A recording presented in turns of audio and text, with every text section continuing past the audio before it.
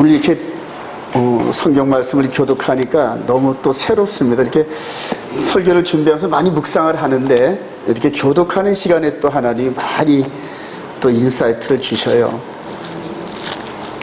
오늘 이렇게 말씀을 주시면서 우리 신명기 32장 한번 가봅시다. 여러분들이 한 30여 분 정도 말씀을 교독을 했는데 그게 그냥 허공을 치는 그런 메시지가 아니라 우리 마음에 쌓이는데, 신명기 32장 2절 1절부터 한번 들을까요? 1절 2절 한번 읽어봅시다. 시작. 하늘이여 귀를 기울이라. 내가 말하리라. 땅은 내 입의 말을 들을지어다. 내 귀는 교처럼 내리고 내 말은 이슬처럼 맺히나니 연한 풀 위에 가는 비 같고 채소 위에 단비 같도다. 아멘.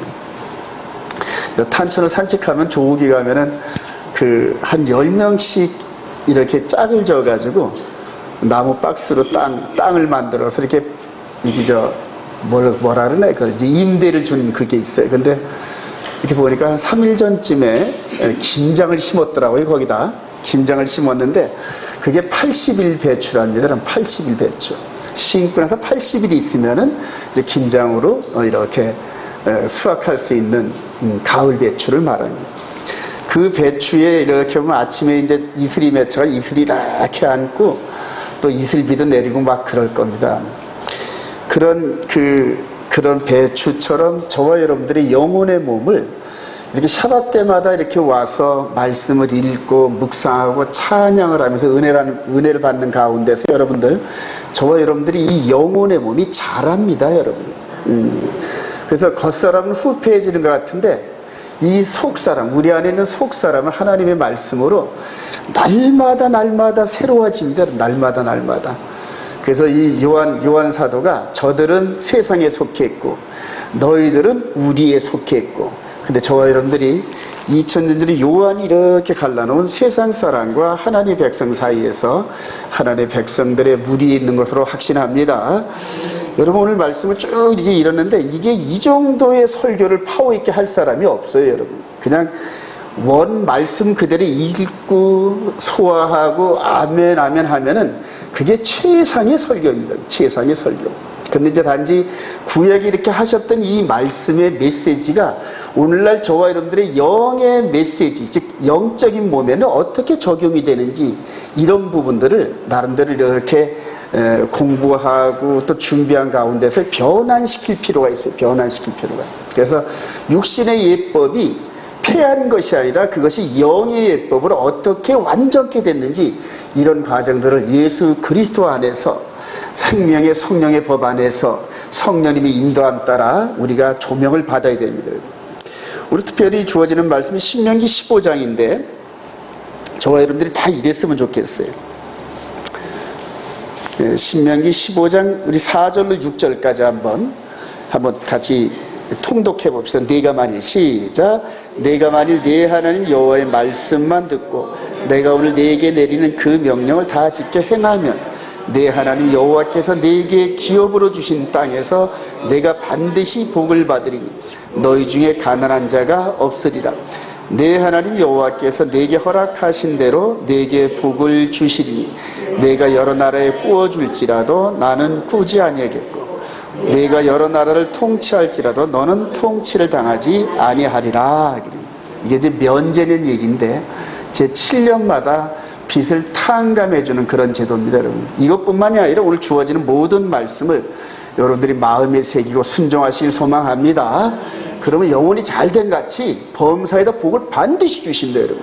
그래서 범사에 주시는 그 복을 가지고 이렇게 말씀대로 순종하면서 죽어가는 영혼들에게, 또 가난한 영혼들에게, 가난한 사람들을 구제하면서 항상 저와 여러분들이 하나님 나라 안에서 머리가 되고 꼬리가 되지 않게 해 주실 줄로 확신합니다. 오늘 여기서 이제 히브리어 가운데 이제 쉐미타라는 이런 단어가 있는데 따라합시다. 쉐미타. 여기 이제 떨어뜨림, 면제한다는 요 얘기인데, 미국의 조나단 칸 메시아니 쭈란 그 목사님이 있습니다. 시험이 시커매가지고 유엔에 가서도 설교도 하고 그 다음에 대통령 조찬 기도회 때도 가서 설교를 하는데 아주 강력하더라고요. 그러면서 그 사람이 이 쉐미타, 이 면제년 이런 그 사이클 속에서 미국의 월스트리트의 주식시장을 이렇게 면밀하게 그대로 비교하면서 연구하면서 지금도 이 쉐미타 7년마다 탕감해주는 하나님의 메시지가 살아있다는 겁니다. 그래서 인간이 안 하면은 하나님께서 강제 집행을 하신대요. 강제 집행을 하셔가지고 이렇게 딱 이 매 7년 되는 요 때에 탕감을 안 하면 하나님께서 탕감 안 해준 그 액수만큼 잃게 만든다는 거예요. 그래서 주식시장이 그대로 폭락이 되고 하는 이런 사이클들을 면밀하게 이렇게 조사해가지고 쉐미타라는 책을 냈더라고요. 근데 그 책을 이렇게 설명하는 거 들어보니까 지금도 지금 3,500년 전에 모세를 통하여 면제년을 준 이 법칙이 살아계시더란 말이에요. 살아계시더라고요. 또 11조의 개념과 이런 모든 부분들도 우리 안에서 이렇게 정착하고 그 말씀의 그 의미가 계속 흘러가는데 저와 여러분들이 잘 적용하고 순종하면서 정말로 기록된 대로 복을 받기를 소망합니다. 우리 히브리어 몇 개들을 보도록 합니다. 따라합시다. 마세르 11조 이렇게 11조. 그 다음에 네데르 서원제물 맹세. 담 이게 이제 피란 얘기인데 피채 먹지 말라 했던 담입니다. 근데 바하르 선택하다 결정하다 그렇게 해서 또 할롬 꿈 그다음에 나사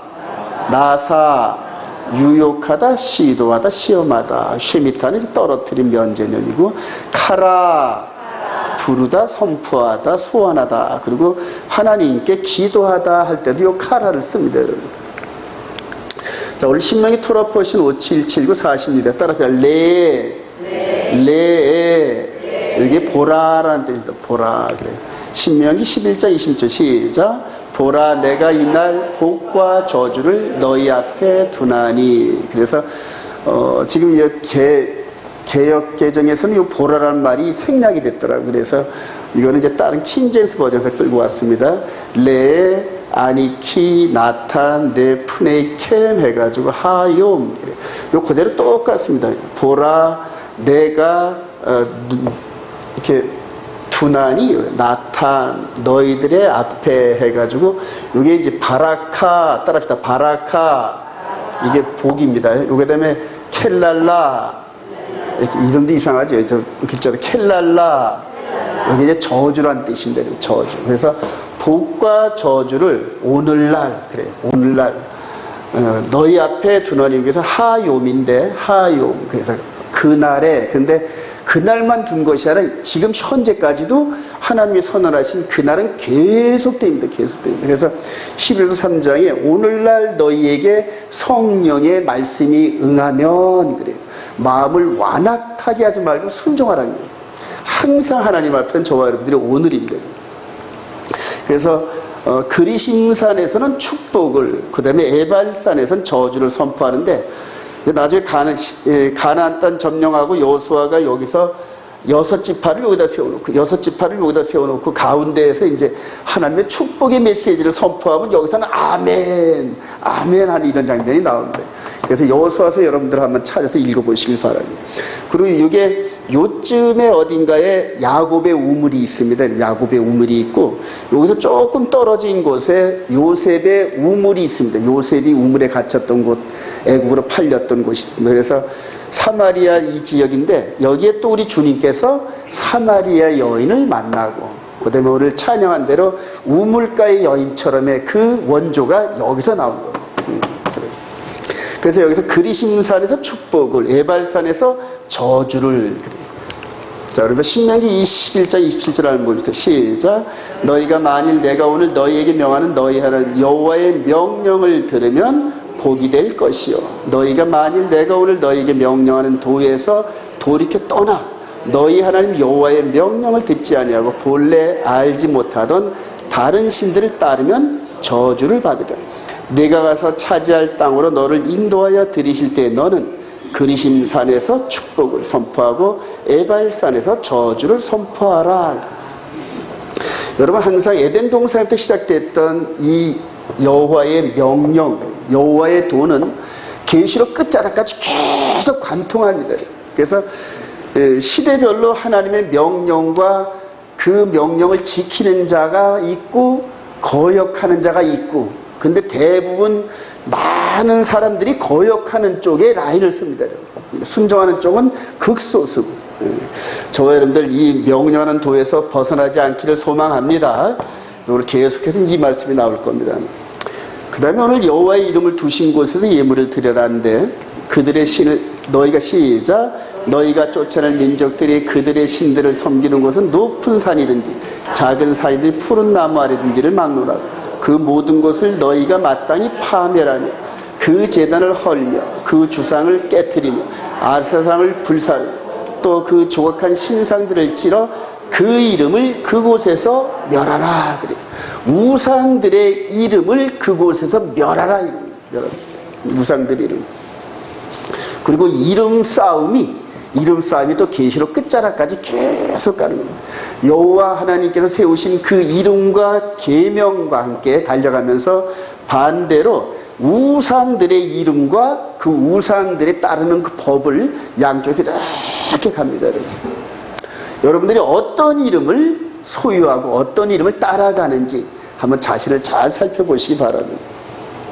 자, 그곳에서 그 이름을 멸하라 그랬는데 다음 절에 시작, 너희의 하나님 여호와께는 너희가 그처럼 행하지 말고 오직 너희의 하나님 여호와께서 자기의 이름을 두시려고 너희 모든 지파 중에서 택하신 곳인 그 계실 곳으로 찾아 나아가서 너희의 번제와 너희의 제물과 너희의 11조와 너희 손의 거제와 너희의 소원제와 낙헌 예물과 모든 소와 양의 처음 난 것을 너희는 그리로 가져다가 드리고. 아직 가나안 땅에 들어가기 전입니다, 여러분. 가나안 땅에 들어가기 전인데 하나님께서 어느 지파 가운데서 그 이름을 두실 것을 세우는 것인지 이후로 이제 숙제입니다, 여러분. 그래서 사사기 사무엘 상하를 읽어보면은 법궤가 빼앗기고, 그때 이제 에이프라임 지파에 있던 법궤가 가나안 다섯 족속에 빼앗기고 돌아오는 과정에서는 유다 지파로 돌아옵니다, 여러분. 그런 가운데서 자연스럽게 에이브람 지파에서 유다 지파로 힘의 중심이 옮겨가는, 그래서 유다 지파의 중심지인 예루살렘에 이름을 두는 그런 장면들이 나옵니다. 자, 여기가 지금 고대의 그 예루살렘입니다. 양쪽에 도시가 없는 그런 상태에서 다윗이 이제 여기를 뺐죠. 다윗성이 요쯤 되네요. 그래서 다윗이 이걸 빼다가지고 다윗성을 세워놓고 성전을 세우기 위해서 모든 물자와 인력들을 전부 준비하고 세우려고 그랬더니 너는 피를 너무 많이 흘려서 안 돼. 네 아들을 통하여 성전을 세우리라. 이런 부분들이 사무엘 상하에 쭉 나옵니다. 그래요. 자, 그래서 그리고 이제 여기다가 이렇게 여기 이제 한 3,000년 전 상황인데 이제 오늘날 3,000년이 지난 오늘날 이 자리가 바로 이렇게 변해서 이렇게. 그래서 여기 지금 이슬람, 요 우상의 제단과 우상의 상징이 이 자리에 꽉 자리를 잡고 있는 거예요. 이전까지는 여호와의 성전이 여기. 그리고 이곳에서 누가 드릴 뻔했다? 이삭이 번제로 드려질 뻔했던 장소가 바로 여기입니다. 그래서 이 지구촌 이런 모든 부분에 이 흥망성쇠와 그 다음에 전쟁과 이런 모든 부분들은 바로 요 자리 때문에 일어나는, 요 자리 때문에. 하나님의 관심이 요 자리에 계속 머무르고, 그리고 3,000년이 지난 지금 현재 요 자리가 지금 전 세계의 모든 그 관심과 집중도로 막 소용돌이 치고 막 들어갑니다. 여기. 지금 이 올토독스들, 그러니까 48년도에 독립을 하고 지금 70년 정도 흘렀는데 이스라엘 백성들이 이제 전 세계적으로 이제 막 강해졌어요. 영향력이 얼마나 강해졌는지 몰라요. 그들이 지금 제3성전을 세우려는 거예요, 이 자리에. 그러면서 이런 고대적인 모든 역사적, 다윗부터 시작해가지고 이런 뭐 성경적인 역사적 이런 모든 것들을 전부 동원해가지고 이 자리에 제3성전이 세워져야만 하는 당위성을 가지고 지금 온 세계를 향해 설득하고 있는 겁니다, 지금. 예. 지금 정치가 전부 그겁니다. 그래서 트럼프니 푸틴이니 이 열강 가운데 영향력 있는 사람들을 전부 다 동원해가지고 어떻게든지 제3성전을 세우려고 정치적인 로비, 경제적인 로비, 그다음에 종교적인 이런 모든 것들이 바로 여기에 집중되어 있습니다. 앞으로 이게 세워집니다. 이게 세워지면 이제 아주 막 요동칠 겁니다. 저와 여러분들이 상상하지도 못했던 그런 상황들이 앞으로 벌어지면서 정말로 그때는 이 계시록 14장인가요? 13장에 창세 이후로 어린 양의 생명책에 기록되지 않은 그 심령들은 전부 다 우상에게 절하는 이런 일들이 벌어질 텐데 그 우상이 아직은 뭔지는 모르겠어요. 근데 그때 되면 알게 됩니다. 그래서 지금부터 여러분들이 이 말씀을 가지고 전부 이 구약에 있는 이 말씀을 가지고 예수 그리스도 안에서 어떻게든지 내가 생명의 성령의 법 안에서 깨닫고 순종하면서 이 영의 몸이 트레이닝 돼야 됩니다. 여러분. 영의 몸이 트레이닝. 그게 안 된 사람들은 전부 다 이 마지막 소용돌이 치는 이 속에서 휩쓸려 들어가는 거예요. 휩쓸려 들어가는 거예요. 살아남을 자가 거의 없을 겁니다. 거의 없을 겁니다. 지금부터 여러분들 열심을 내서 기도하시고 말씀을 묵상하시고 그렇게 하시기 바랍니다. 자, 모세를 통하여 하나님의 이름이 나타났는데 우리 출애굽기 3장 13절 시작. 너희 조상의 하나님이 나를 너희에게 보내셨다면 그들이 내게 묻기를 그의 이름이 무엇이냐 하리니 내가 무엇이라고 그들에게 말하리까. 이르시되 나는 스스로 있는 자이라. 또 이르시되 너는 이스라엘 자손에게 이같이 이르기를 스스로 있는 자가 나를 너희에게 보내셨다 하라. 그래요. 이 영어로 할 때 I am who I am 이렇게 얘기해요. 나는 나야. 그래요. 나는 나야. 그러니까 앞에 있는 뒤에 있는 이 부분을 후로 연결하면서 나는 나다. 그래. 이게 이제 스스로 있는 자다 이렇게 번역을 했는데 여기에서는 이제 하야동사 여기서 이제 이 비동사거든요. 이게 M이 비동사인데 여기 전부 하야동사를 양쪽에 하야동사 해가지고 이렇게 비도 존재하는 나는 존재하는 그 자체야 이 얘기라는 얘기. 이걸 이제 야훼 여호와 이렇게 이래요. 따라합시다. 야훼. 이제 여호와 한국말로 여호라는데 이제 야훼라는데 요헤 바헤 이렇게 나옵니다. 그러니까 요드는 손, 그 다음에 해는 보라 이런 뜻이고, 요 다음에 이제 바브는 모시고, 이것도 보라는 뜻이에요. 그래서 사람의 이름은 그 사람이 하는 그 개념이 있어요. 그 사람의 성격과 여러 가지 이런 거에 연관돼 있어요. 근데 이름은 이제 개념을 설명하는 건데 모세를 통하여 하나님께서 스스로 이렇게 드러낸 이름이 요헤 바헨. 손을 보라, 못을 보라 그래. 우리 주님이 십자가에 달리기 전에 1500년 전에 하나님의 이름을 드러낸 사실입니다. 그리고 이후로 이 이름대로 이 인카네이션, 임마누엘이죠. 하나님이 이렇게 육신으로 오신 이런 부분들을 해가지고 십자가에서 손을 보라, 못을 보라 이런 개념이에요.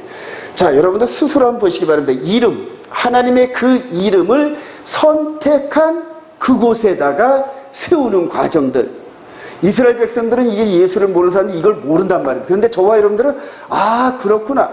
하나님이 그 이름을 세울 곳이 예루살렘이고 그 예루살렘은 모세한테 말하기 500년 전쯤에 아브라함이 그 아들 이삭을 번제로 드리려고 했던 모리아 산이고 이런 것들을 서서 짐작하시길 바랍니다.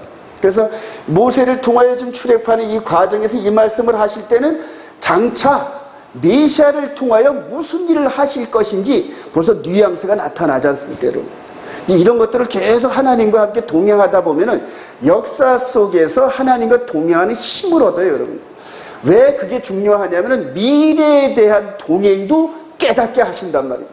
그래 마지막 때 적그리스도 진영과 흑암의 권세자들이 뭘 가지고 속일지 깨달아지기 시작해요, 여러분. 근데 그거는 아까 저들 편과 우리 편에 있어서 우리 편 외에는 안 가르쳐준다는 거예요. 성령님께서 인도하는 그 길 외에는 절대 알 수도 없어요, 여러분. 마지막 때 이제 짐승의 표가 나타날 그때쯤 되면은 이미 이방인들 사이에서는 성령의 은혜가 전부 다 끊겨 있을 겁니다. 그리고 정말로 그 14만 4천 같은 선택된 백성들 외에는 분별력이 불가능합니다. 우리 주님의 이름, 이 이름을 가지고 이제 마지막까지 싸워나가는 겁니다. 자, 여호와의 이름을 둔 곳에 세워진 십자가인데 우리 창세기 22장 2절 시작. 여호와께서 이르시되 내 아들 내 사랑하는 독자 이삭을 데리고 모리아 땅으로 가서 내가 내게 일러주는 한 산 거기서 그를 번제로 드려라. 그래서 이렇게 3일 길을 올라가면서 앞에 있는 이삭에게는 자기가 이렇게 번제로 올라갈 그 나무를 등에다 지고 이렇게 올라가는 장면이에요. 요거를. 그리고 올라가서 번제로 드리려고 딱 칼을 내리치려고 하는 그 순간에 스톱 하는 장면이 나옵니다. 스톱하는 장면. 요게 바로 모리아산인데. 그리고 이제 이후로 이제 11개 하 읽어보면은 모리아산에 있는 타작마당, 아리우나 타작마당을 다윗이 삽니다, 여러분. 그래서 하나님이 역사 속에서 계속 이 장소를 향하여 역사가 전진하고 있습니다, 여러분. 자, 드디어 이 아브라함 이후로 2000년 후에 이분이 이렇게 오셔가지고, 이게 실제 상황입니다. 실제 상황. 이삭처럼 번제 목을 가지고 이렇게 자기가 죽으실 그 골고다 산을 향하여 올라가는 이 장면이 똑같이 이게. 요거 2000년 전이고, 이건 실제 상황입니다. 실제 상황. 제가 이렇게 신학교 다닐 때 책을 한번 읽었는데, 어떤 책인지 그 저자 이름은 기억을 못 하는데, 요때 마귀가 소리를 쳤답니다, 여러분. 요 자기들 부하들한테. 요 이분을 십자가에 매달려고 하는 요 주위가 전부 마귀의 부하들이거든요. 근데 마귀의 부하들에게 뭐라고 했냐면, 예수한테 나무 십자가를 짊어지지 못하게 하라, 그렇게 소리 질렀답니다. 왜냐면 그림이 틀려야 되니까. 그래요. 근데 십자가를 짊어지지 못하게 해라 그랬는데, 이때는 마귀도 자기 부하들을 통제를 못해. 이미 열받아가지고 그냥 진행되고 있는 그런 과정에서 자기 명령도 여기에 녹아들지 못하는 거예요. 마지막 때 그럴 겁니다. 단 하나님의 백성들은 만약 어떤 상황이 있다 하더라도 이 내에서 자신의 그 내면의 심정에서 성령께서 이끌어 가시는 대로 그대로 순종합니다. 마귀의 부하들은 순종을 안 해. 지들 왕의 그런 명령들. 그래요. 자, 이 장면이 그대로 합니다.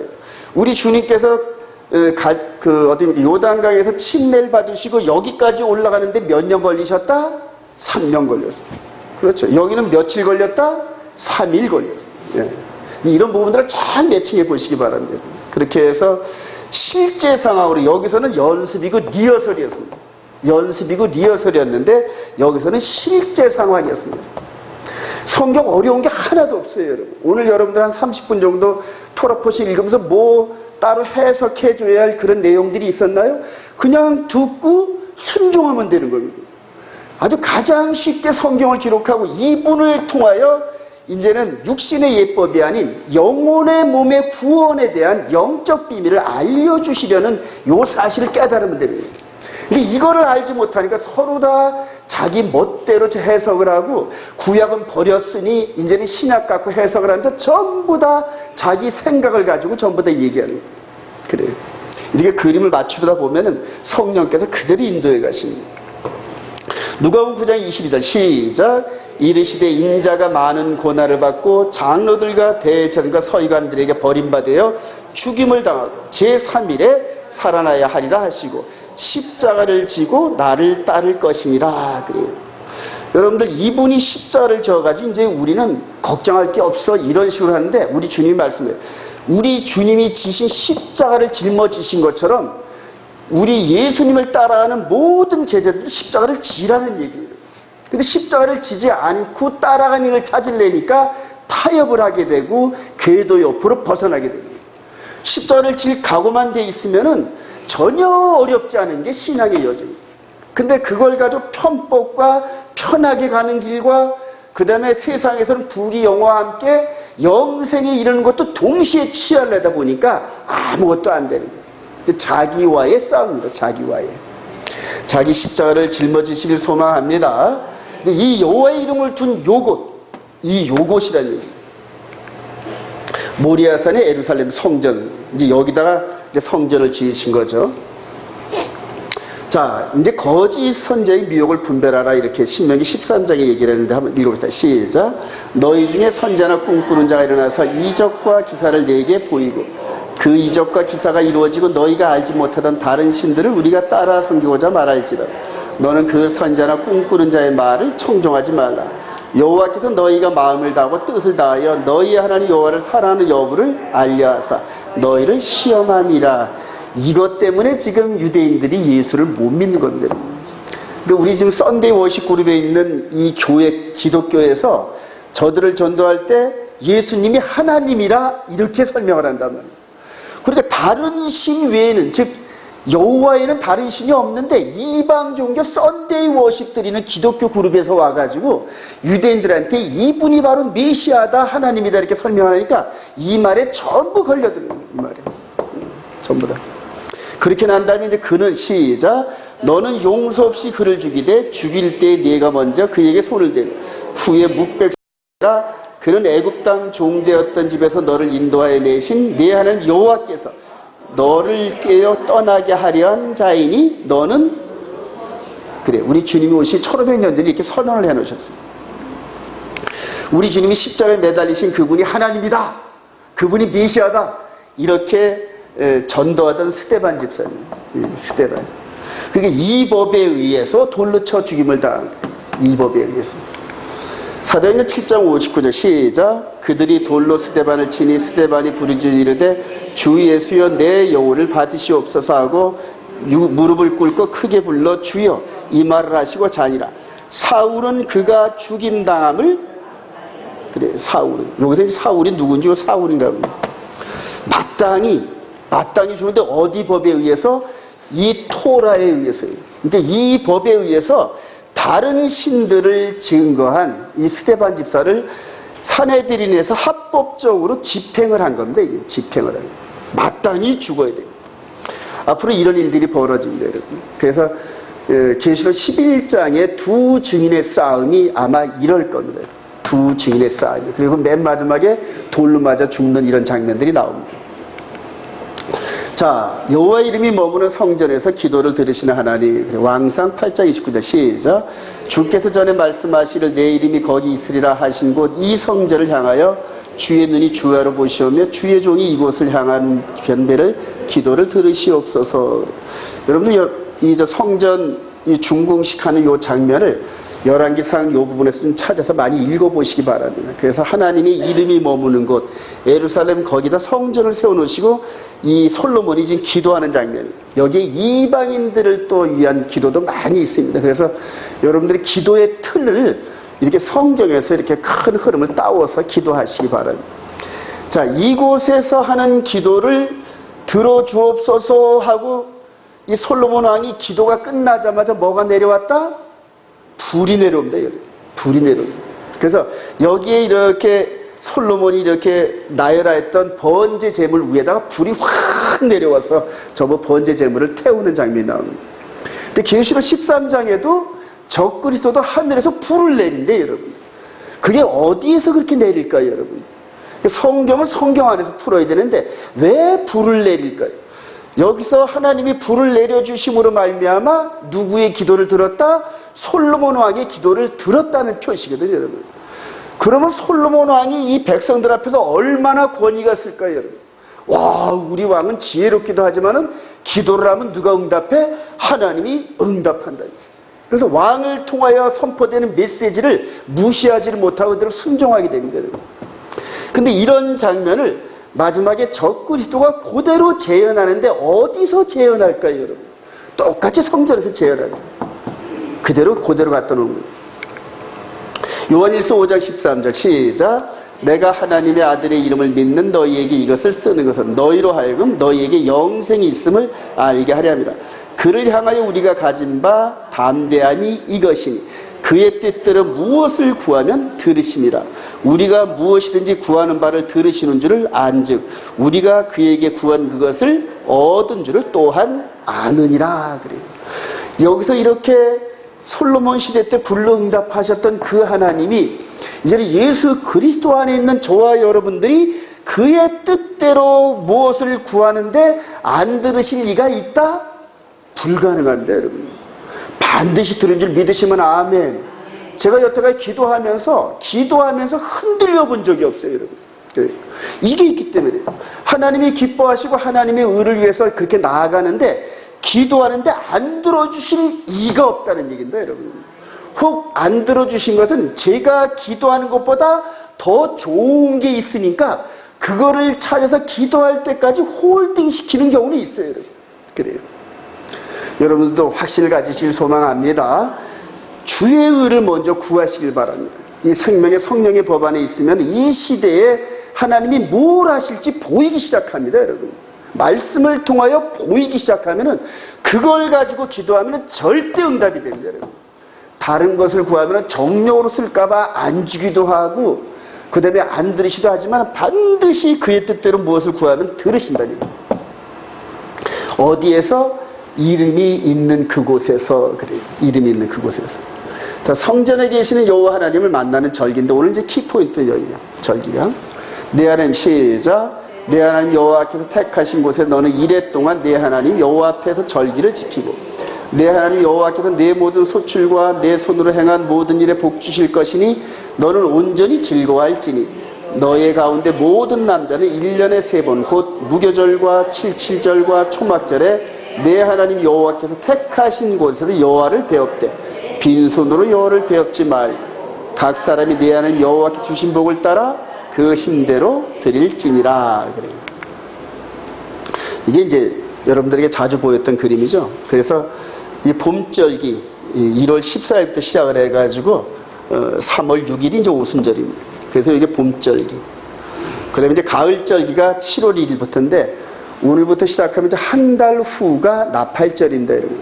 그리고 40일 후가 대속제일. 그리고 그때로부터 이제 5일인가 후에부터 장막절이 있는데 이제 가을절기. 그래서 오늘 저녁부터 이제 새로운 월삭이 시작되는데 40일 동안 테슈바 기간입니다. 그래서 회개들을 많이 하시기 바랍니다. 이게 여호와의 절기, 여호와의 절기. 이거를 교회가 도둑 맞은 겁니다. 여호와의 절기를 도둑 맞은 겁니다. 근데 계명도 도둑 맞은 거예요. 그래서 제일 중요한 핵심적인 계명과 절기를 빼먹은 상태에서 신앙의 여정을 가니까 뭔 열매가 맺어집니까? 겉은 뻔드름한데 가서 영적으로 툭 한번 건드리면 그대로 나타납니다. 그 열매들이. 저와 여러분들 내적인 열매를 맺기를 소망합니다. 자, 이 절기인데 이 절기를 따라 이루어지는 메시아 사역입니다. 메시아 사역. 이 절기가 그냥 절기가 아니라 메시아께서 요 스케줄대로 움직이신다는 얘기입니다. 골로새 2장 10절 시작. 절기나 초하루나 안식일 이유로 누구든지 너희를 비판하지 못하게 하라. 이것들은 장래일의 그림자이라 몸은 그리스도의 것이니라. 그래서 이거를 지금 개신교 입장에서는 절기를 폐했다는 쪽으로 사용합니다. 근데 저는 이것을 굳게 지켜야 한다는 쪽으로 선택을 합니다. 자, 그래서 봄절기 우리 주님께서 6월절 어린 양, 무교절날 장사되시고 초실절날 부활하시고 오순절날 성령 감리로 함께 하신 이 절기가 그대로 그 날짜 하나 어기지 않고 그대로 진행됩니다. 날짜 하나 어기지 않고 분초도 안 어깁니다. 분초도 안 어깁니다. 이렇게 믿으시기 바랍니다. 이게 2000년 전에 오순절 성령 강림 사건 이후로 절기가 실제적으로 메시아의 절기가 이루어진 적이 없어요, 여러분. 이게 봄절기입니다. 자, 봄절기서부터 가을절기 나팔절까지는 4개월 정도의 긴 기간이 있어요, 여러분. 이제 이런 긴 기간이 출애굽 기간 동안에 이제 나타나고 딱 여러 면에서 나타납니다. 그래서 긴 기간, 성령이 이렇게 우리 마음 가운데 말씀을 심어놓고 열매를 맺을 때까지 긴 기간을 주십니다. 자, 그리고 이제 나팔절이 시작되면 나팔을 불기 시작하죠. 이제 한 달 후쯤 되면은 나팔절이 시작됩니다. 그리고 나서 열흘 동안 있으면 이제 대속제일 이게 벌어집니다. 레위기 16장 사건이 여기서 벌어지는데 실제적으로 마귀가 여기서 그대로 무적행위, 즉 불못에 빠지는 그런 심판날이 될 겁니다. 그리고 초막절 이 절기가 그대로 우리 주님과의 결혼 시즌입니다, 여러분. 결혼 시즌. 이거를 여러분들 굳게 붙잡으시기 바랍니다. 이거를 머리로만 생각하는 것이 아니라 우리 영의 몸이 여기에 뛰어 들어가는 건데, 여러분. 우리가 믿음으로 고백하면서 이 절기 안으로 뛰어 들어가면은 우리 안에 겉사람이 아닌 속사람이 열매가 맺어져요, 여러분. 그러면서 우리 영이 예수님의 죽으신 유월절 때 함께 그 의미를 묵상하다 보면은 함께 죽고 십자가에 매달리고 함께 죽고 함께 부활하고 이런 것들이 우리 영적으로 이루어진다는 얘기인데 여러분, 너무너무 중요한데 이것을 도둑 맞았단 말입니다. 여러분. 이것을 도둑 맞았다. 되찾아와야 될 줄로 확신합니다. 지금 한국 교회 이런 그 개신교 그룹에다 요런 부분만 따로 알려주면서 요 정도만 순종하라 그래도 변화가 어마어마하게 일어납니다. 기존 크리스마스니 부활절이 이런 것들이 전부 다 이방 종교에서 따들어온 그러한 관습들입니다. 전부 다. 자, 그런데 요 부분만 이루어 놓고 이 가을절기는 홀딩 시켜놓고 아직 이루어지지 않았단 말입니다. 여러분. 자, 그러면 어떻게 이루실 것인가? 여러분들 제가 늘 주장하는 다니엘의 한 일인데, 한 일의 가운데서 다니엘서 9장 20절 시작. 예순두 일에 후에 기름을 부은 자가 끊어져 없어질 것이며, 예순두 후에 요까지가 예순두 일입니다. 요게 이제 한 일이니까 우리 주님께서 십자가에 박히신 사실은 영원한 진리입니다. 믿으시면 아멘. 기름 부은 자가 끊어져 없어질 것이며, 이분이 이렇게 되시기 한 560년 전에 예언했단 말입니다. 그러니까 이런 일들이 있을 것이다 이렇게 얘기를 했고, 더불어서 이사야 53장 같은 데는 이렇게 십자가에 달리신 이런 일들을 얼마나 자세하게 묘사했는지 몰라요. 여러분. 그런데 미래에 즉 여호와의 이름이 있는 그곳에 야훼란 분이 손에 못을 박히는 이런 사건이 있을 거다고 얘기한 이 구속사의 핵심이 바로 여기입니다. 여러분. 그래서 62일에 즉 한 일의 가운데 십자가 사건이 이루어진 거예요. 여러분 굳게 붙잡으시기 바랍니다. 그러면 요즘에 세대주의가 마지막 한 일을 7년을 지금 현재 끌고 들어와가지고 했던 이런 거짓말에 안 속습니다. 여러분. 그거 따라가다 보면 전부 망합니다. 여러분. 자, 다음으로 다니엘서 9장 20절 시작. 그가 장차 많은 사람들과 더불어 한 일의 동안의 언약을 굳게 맺고 그가 그 일의 절반의 제사와 예물을 금지할 것이며, 십자가에 대한 의미를 해석해 준 거란 말이에요. 이렇게 기름 부은 자가 끊어져 없어지는데 그렇게 끊어지는 이유가 제사와 예물을 폐하는 쪽으로 나올 거다 이런 식으로 해석한 거예요. 신학적 해석인데 이제 그걸 가지고 지금 마지막 7년을 이쪽으로 끌고 온 사람들이 그 한 일의 중간에 적그리스도가 제사와 예물을 폐한다 이런 쪽으로 이제 해석을 해놓습니다. 자, 예수 그리스도의 42달입니다. 우리 주님께서 3년 반 공생해야 한 건 확실한 사실인데 여러분, 그래서 전 3년 반은 우리 주님의 사역인데, 그리고 그것을 예고한 게 다니엘서 9장 24절부터 27절까지입니다. 여러분들 이거 많이 읽으시고 연구 많이 하시기 바랍니다. 자, 그리고 계시록 13장 5절 시작. 또 짐승이 과장되고 신선 모독을 말하는 입을 받고 또 42달 동안 일할 권세를 받으니라. 여러분 성경에서 1260일, 한때, 두때, 반때, 그 다음에 3년 반 이런 것들이 나오면은 전부 이 둘 중에 한 군데입니다. 둘 중에 한 군데. 근데 계시록 12장에도 1260일 동안 피할 이런 부분들이 나오는데 전부 이 둘 중에 하나예요. 예수님의 사역을 통하여서 전 3년 반 사건인지 아니면은 적그리스도를 통해서 나타나는 후 3년 반 사건인지 요거 외에는 없어요, 여러분. 자, 이렇게 해서 42달 동안 일할 권세를 받는 이 부분이 바로 우리들이 이루어질 일인데, 우리들 앞에서 바로 이 짐승 나라를 통하여 666 이렇게 나타나는 것이 우리 앞에 나타나는 거예요. 그래서 여호와의 절기는 그 이전까지, 즉 우리 주님께서 오시기 이전까지 1500년 동안은 유월절 행사니 뭐니 이런 것들이 전부 다 리허설이었습니다. 전부 다 백성들이 전부 리허설한 겁니다. 전부. 근데 리허설하는 그런 과정에서 실제가 섞여 있었습니다. 여러분. 그러니까 어느 해인가 리허설이고 백성들이 그대로 유월절 행사를 그대로 지냈는데 유월절 양의 본체 대신 그분이 와서 함께 죽었어요. 함께 죽었어요. 그게 십자가 사건. 십자가 사건. 그리고 유월절 잡히기 전날 밤 제자들과 함께 마태복음 26장에서 이 피는 많은 사람들을 위하여 흘리는 바 언약의 피니라 이렇게 하면서 말씀하신 장입니다. 자, 그리고 이제 요 사이에서 이방인의 충만한 요 때가 나오는 이런 부분들입니다. 그래서 오늘 강조하는 이 부분은 실제적으로 여호와의 절기가 이루어지는 때라는 얘기입니다. 자, 그리고 이제 이후로 나팔절, 대속절, 초막절, 가을절기는 홀딩된 상태에서 누가 이 땅에 와서 속인다? 적그리스도, 즉 안티크라이스트가 와서 속인다는 얘기예요. 이걸 2부 예배 때 여러분들 여러 가지 도표를 통해서 자세히 한번 설명을 드리겠습니다. 자, 그리고 하나님의 이름이 있는 곳을 더럽히는 적그리스도, 안티크라이스트입니다. 계시록 14장 16절 시작. 그가 모든 자, 곧 작은 자나 큰 자나 부자나 가난한 자나 자유인이나 종들에게 그 오른손에는 이마에 표를 받게 하고 누구든지 이 표를 가진 자 외에는 매매를 못하게 하니 이 표는 곧 짐승의 이름이나 그 이름의 수라. 지혜가 여기 있으니 총명한 자는 그 짐승의 수를 세어보라. 그것은 사람의 수니 그의 수는 666이니라. 그래서 짐승, 즉 적그리스도가 자기 이름을 드러낸다는 거예요. 자기 이름을. 그러니까 이름 싸움이잖아요. 그죠? 이름 싸움. 666이 등장을 합니다. 자기 이름을, 즉 적그리스도를 따르는 그 신앙의 여정에 따라하는 자들이 요 이마에다 666 박힌다, 이런 얘기. 그 사람의 사상을 따라간다는 거예요. 그 사람의 이름을 인정한다는 거예요. 그 사람의 이름을 따라서 그 사람을 메시아로 인정하는 그런 일들이 벌어진다는 얘기예요. 계시록 14장 1절 시작. 또 내가 보니 보라 어린 양이 시온산에 섰고 그와 함께 14만 4천이 서 있는데 그들의 이마에는 어린 양의 이름과 그 아버지의 이름을 쓴 것이 있더라. 그래요.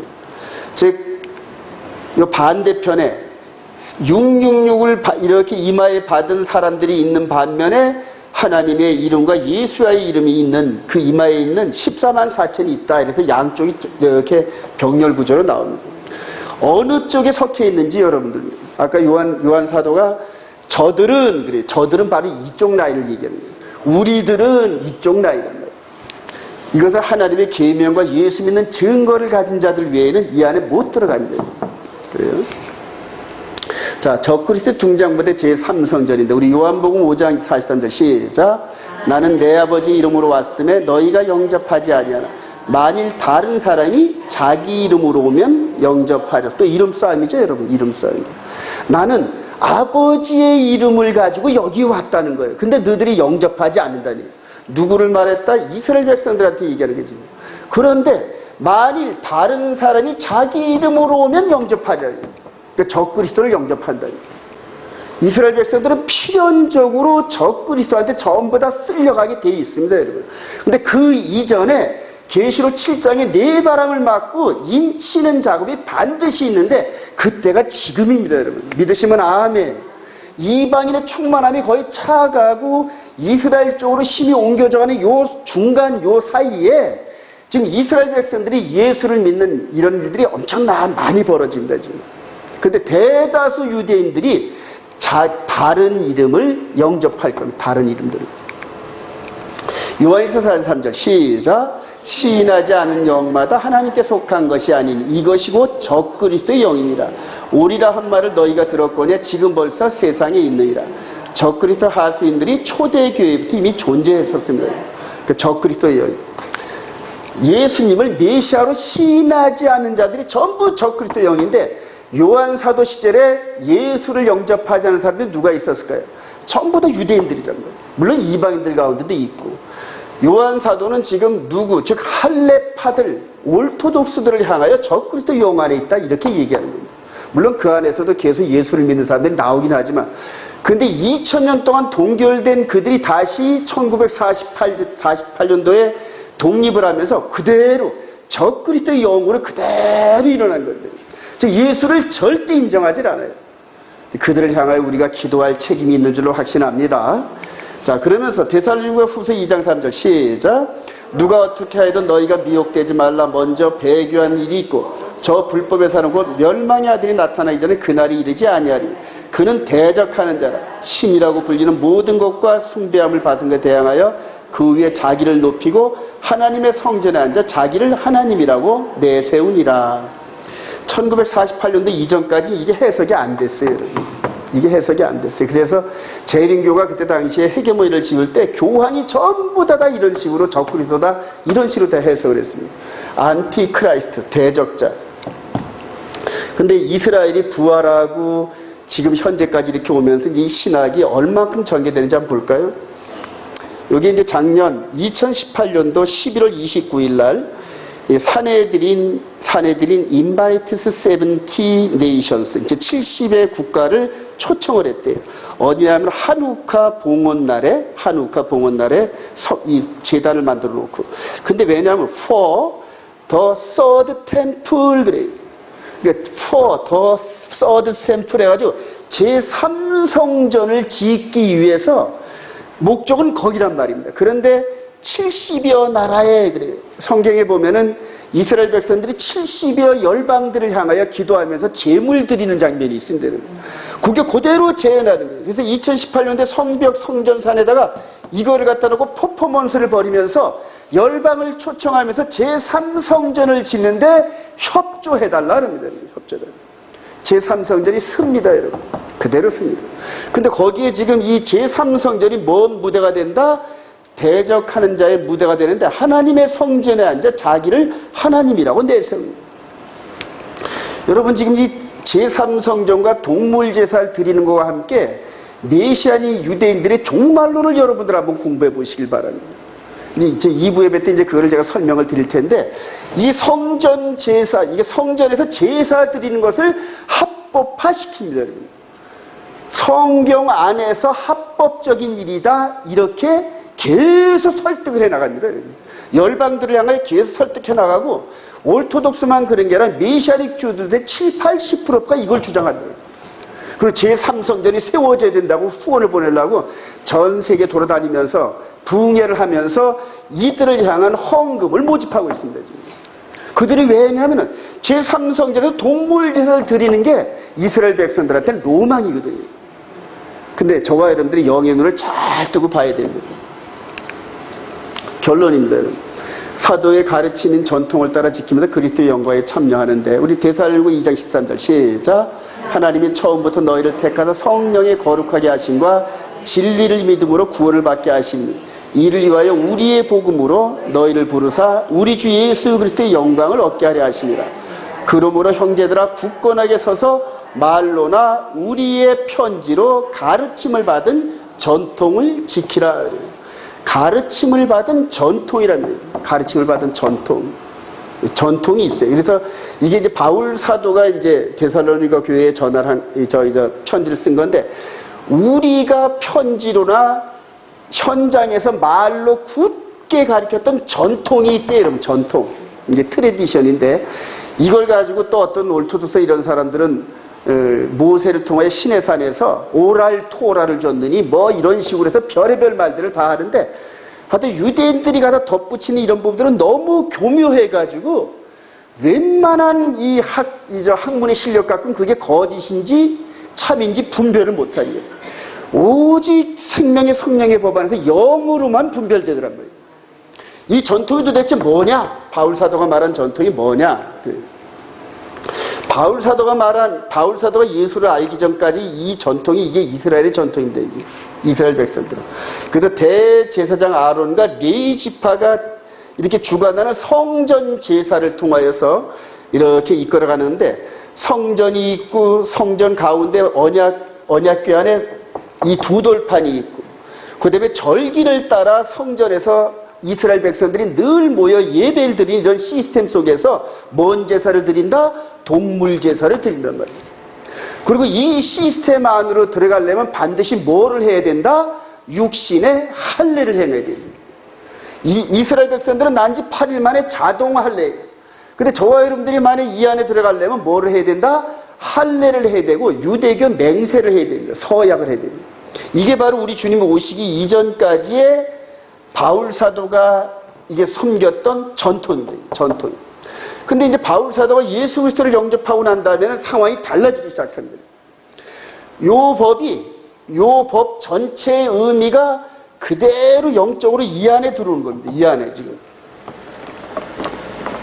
제가 여러분들에게 생명의 성령을 자꾸 설명을 드리는 이유가, 이거를 버리지 말고 이거를 근거 삼아서 이런 모든 제도가 영의 예법으로 이 안에 들어오는 거예요. 이 안에. 우리 마음 안에 들어오는 거란 말이에요.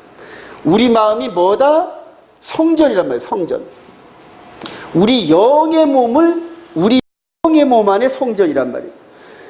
여기서 성전에 있는 이 장막 이런 부분들은 우리 육신에 비유할 수가 있어요. 그리고 이 장막 가장 깊숙한 곳에 두 돌판에 이 계명을 이렇게 기록해 놓으시고 이스라엘 백성들을 통치하신 거랍니다. 이게 한마디로 말해서 육신의 예법이다 이렇게 결론을 냅니다.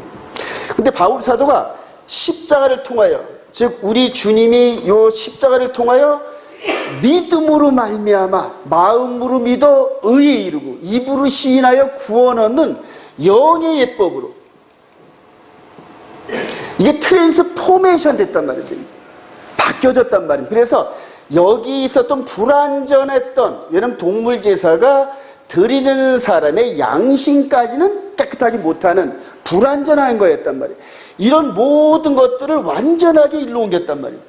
그리고 계명도 10계명 가운데서 너희들은 간음하지 말라 들었거니와 나는 너희에게 말하노니, 이런 식으로 해서 영의 예법으로 이 안에 이렇게 들어갔단 말이에요. 그것까지 이해가 되시나요? 그리고 이 안으로 들어가기 위해서는 이전에 했던 할례가 아니라 그리스도의 할례란 말이에요. 따라합시다. 그리스도의 할례. 예수를 함께 십자가에 매달리고 죽고 장세되고 부활하는 영적 경험을 얘기하는 겁니다.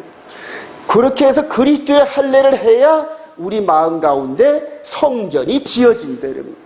그리고 성전에서 이제는 이 말기세대 대제사장되셔서 하나님 보좌 우편에 계신 이분이 성령님을 통하여 요한의 마음에 기록된 성경의 내용을 가지고 우리를 통치하시는 시대가 이루어졌단 말입니다. 믿으시면 아멘. 이 법만, 이것만 제대로 깨달으면 구약 성경과 신약 성경을 전체를 통시적으로 볼 수가 있어요, 여러분. 이게 바로 생명의 성령의 법이고 하나님의 계명과 예수 믿는 증거를 가진 자들인데, 지금 여러분들 할례, 코셔, 동물제사니 뭐니 해서 여기에서 얘기하던 이 법을 그대로 지켜야 된다고 주장하는 사람들이 있는 이 부분을 말씀을 가지고 정면으로 이렇게 규명을 하는 사람들이 거의 없어요, 여러분. 전부 다 그런가 보다 하고 아닌가 보다 하고 말도 못하고 그냥 가슴만 꿍꿍꿍 앓고 있어요. 왜냐하면 말로 설명을 못하니까, 성경의 말씀과. 그래요. 근데 아까 다니엘서 9장 27절에 제사와 예물을 폐한 이런 법을 딱 적용을 하면은 이전까지 제사는 전부 다 하나님께서 십자가를 통하여, 이 십자가를 통하여 완성시켰다. 믿으시면 아멘. 이거를 굳게 붙잡으셔요, 여러분.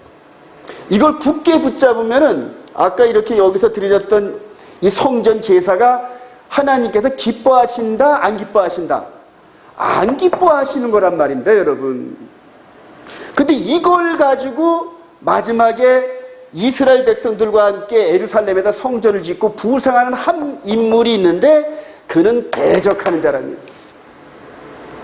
적그리스도가 이 마귀의 권세를 가지고 전부 다 세상을 속이는데 그때 가서 안 속아 넘어갈 사람이 거의 없어요, 여러분.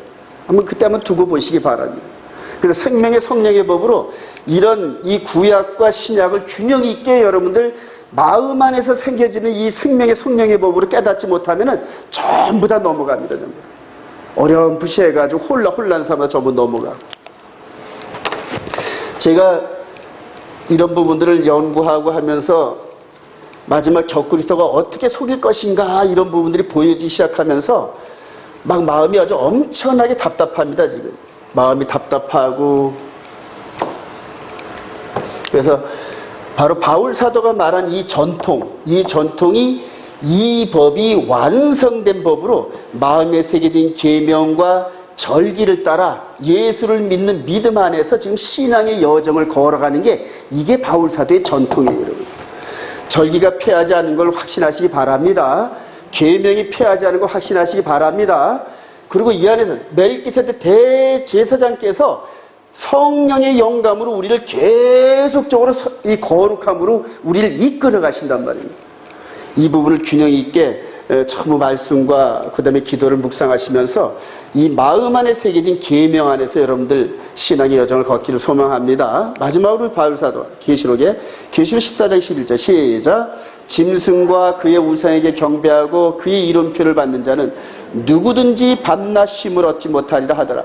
성도들의 인내가 여기 있나니 그들은 하나님의 계명과 예수에 대한 믿음을 지키는 자니라 그래요.